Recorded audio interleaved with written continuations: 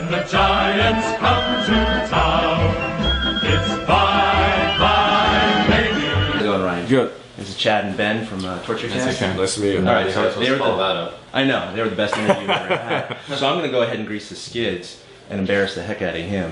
Dang it, I knew that was coming. I can't let it go. So. Yeah, that's fine. So he was down in Arizona during the All-Star game. Back in 2011. Yeah, and he happened to be wearing a Vogelsong jersey. Oh, okay. Yeah, no, it's I joke about it on the show once in a while because we do a podcast. That's what the Torture Cast. I knew it'd come up. Yeah, no, I had so I had my phone out and I was in Arizona and I'm taking shots of all the players coming by in 103 degrees in Arizona, of course. And the only shot that I don't have on my phone is of you and Cain, because when your car came by, everybody around me was like, no, show him the jersey, show him the jersey. Oh, so I do remember you. And, yeah, I remember that. No, I remember because I held it up and Cole's just like, wow, look. Yeah. It's just like, What are you doing? at the time it was super exciting, and then I ended up telling a story later on, and I was like, oh man. And you come back you to bite missed your the ass. clip. You missed the clip. I know, I totally missed it. It would have been a great shot. That's Yeah. all right though. Yeah. Well, thanks for wearing the jersey, dude. No, it was fun. It was really great too, because I had to have that one custom made, and because obviously it's you sort of everything happened with you in a hurry when you first got to the team, which was really great to see.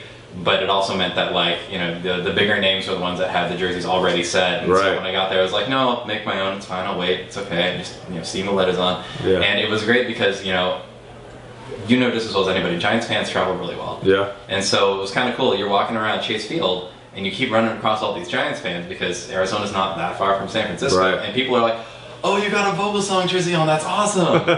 And just like, yeah, it is. And it was just this interesting, Well, and it was kind of cool actually getting to see, how much of a reaction people had to the way that you sort of got your way back to the team and then sort of came in out of almost, you could say out of nowhere in a way, and just kind of really hit the ground running that first year that you came back. And I mean, what was it kind of to you to be able to come into that team and sort of have that reaction right off, have the fans right away just going this is awesome, and recognizing your name, getting into the All-Star game, having people get excited to see your jersey walking around Chase Field at the All-Star game.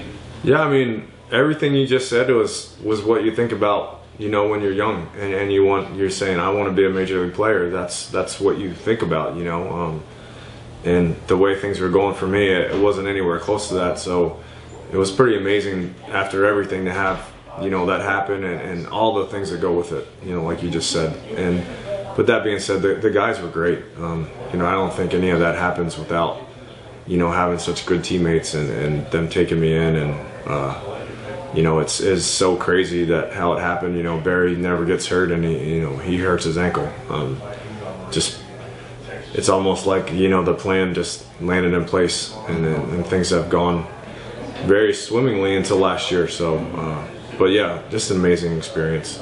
Yeah. How is the wrist and hand doing right now? Yeah, it's doing good. It's still attached, so that's good. It's doing good. Yeah, I'm still doing a bunch of rehab for it. I don't necessarily need it, but I've talked to people I've talked to. There's a major translation between your hand and your arm, obviously, because they're connected. I'm really doing it just to make sure that it's ready and feels really good when it's time to start pitching. Yeah. During the off season, does it kind of conditioning that include just long toss? Have you been thrown off the mound all? Yeah, thrown off the mound a few times, 3.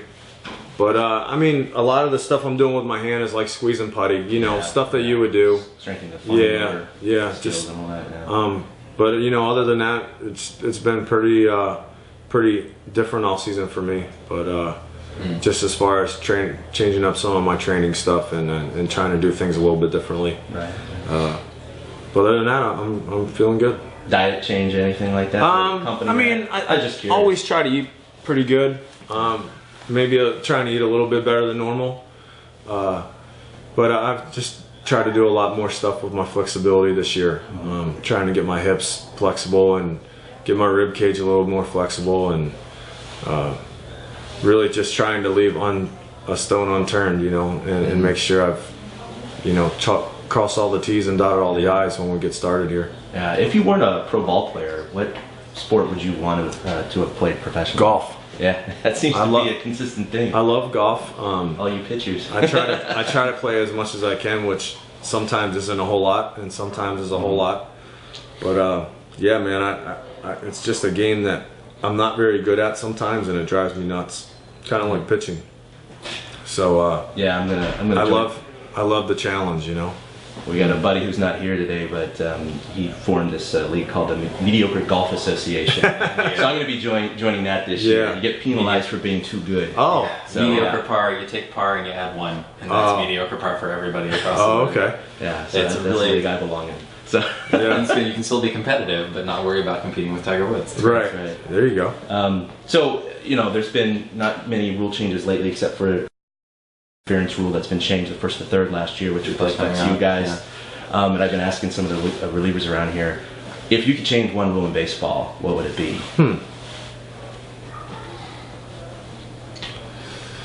Don't feel bad, Romo. I was going to say anything. We're just sitting there staring at the hammer for a couple of minutes straight.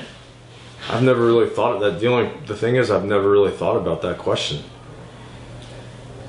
You kind of take it as it comes. I mean, Baseball is not a sport of change like the NFL or basketball. Yeah. Every year they're tweaking something. Yeah. Baseball's like, I've never really thought not nice. about what I would want to change. Can we make a strikeout, 2 strikes, and you're out? It doesn't matter how zany. That would be fine. Yeah. Yeah. Just to let you know. Let's see. I don't see any problem with that. You no longer get the 3rd strike. It's like first. This actually might affect you because we talked to Contos, Lopez, and Romo, so all bullpen. 2 of them said, it was actually Lopez who started this. He said, when I come in a game, if we're getting blown out or we're up by a lot, and there's a runner on first I don't give a crap about, and he steals with defensive indifference, but then I give up a base hit and that guy scores, it should not be an earned run for the guy before me. It's great. As a starter. It's a great point. I mean, hey. Yeah, even yeah, I mean, even it's a great point. It's a stat thing. Whether it's an inherited runner or like it's a defensive indifference, that probably shouldn't be an earned run. Yeah. Because you're not trying to get him out. Yeah. So, I mean, speaking of competition, obviously, you've got a pretty competitive nature, and I think that's one thing that fans have really kind of gravitated to about you. Just you got a strong personality, and that's something that fans really tend to appreciate. And I mean, it's nice because sometimes guys who can be real stoic on the mound versus guys who tend to, you tend to be able to kind of read just how they're feeling about something. Like, just people tend to connect better.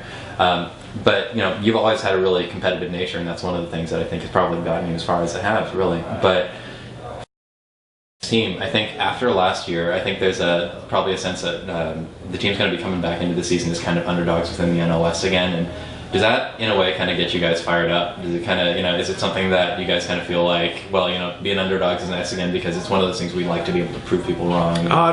It's not a place that you want to be in. But at the same time, it should make you mad. Yeah. Because if you're kind of in the underdog place, that probably means you didn't pitch or you didn't play very well the year before. Because if you win, you're probably not the underdog. So it's not a place that you really want to be, but it's not altogether a bad thing either. It should fire us up and make us ready to come out and do some good things.